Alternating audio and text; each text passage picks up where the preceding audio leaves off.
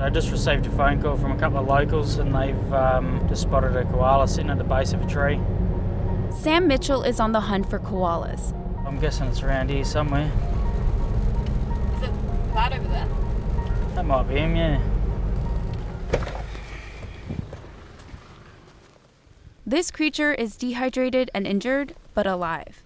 A few burns to the nose, his hands aren't too swollen. He's one of the lucky koalas that survived wildfires that have raged across Kangaroo Island, which is just south of the Australian mainland. We'll get him home, get some food into him. Koalas are already vulnerable, and with the fires, these zoologists fear they may be reclassified as endangered. An estimated 1 billion animals may have been killed in Australia's worst fire season in history. Nearly 30 people have been killed and thousands of homes have burned. Since November, firefighters have been battling blazes that have scorched more than 23,000 square miles nationwide. At least 2 people have died from the fires on Kangaroo Island.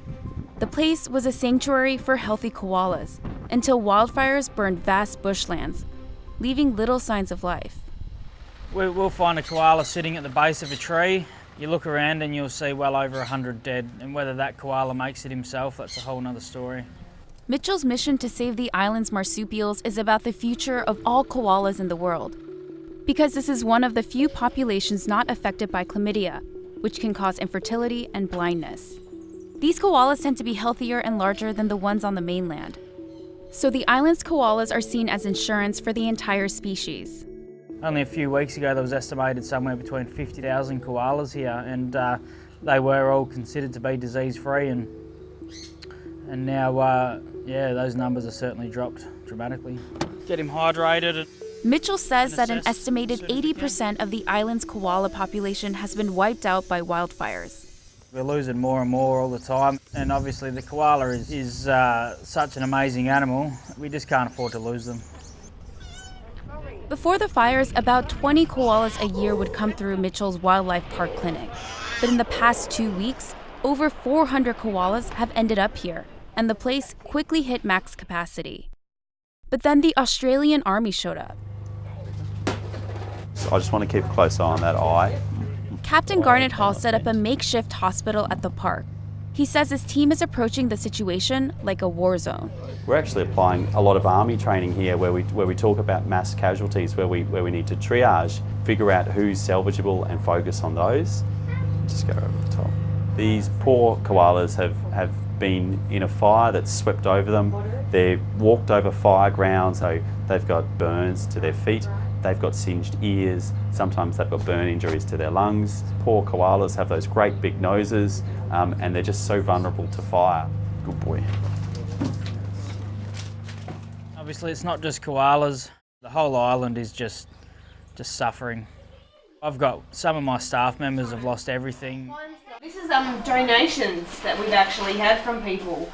Kim Smart works at the park, but she hasn't gone back ever since she and her family had to flee their home in the bush. It's apocalyptic. I've just never seen anything like it in my entire life. The smoke plume must have been a couple of k's high. It was huge.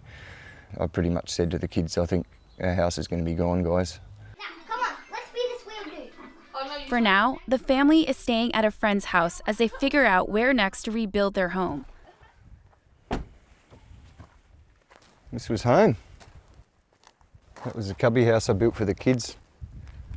All that's left is a bit of tin and some sand on the bottom.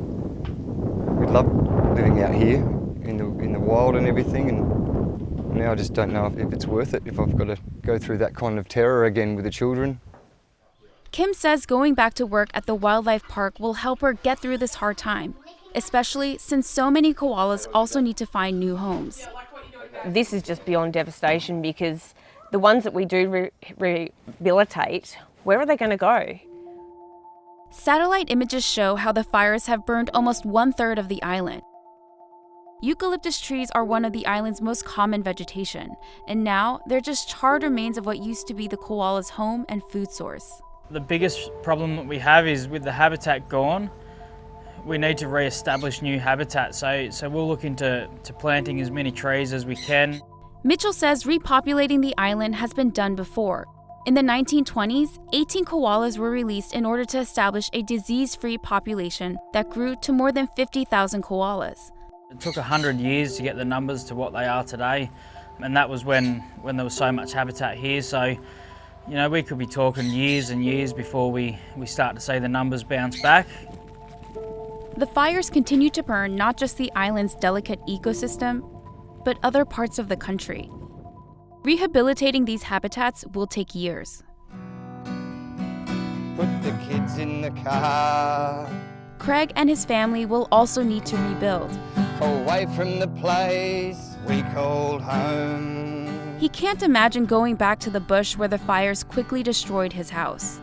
'Cause fire doesn't care just what it takes. But he's certain that the new home they will build will still be on Kangaroo Island.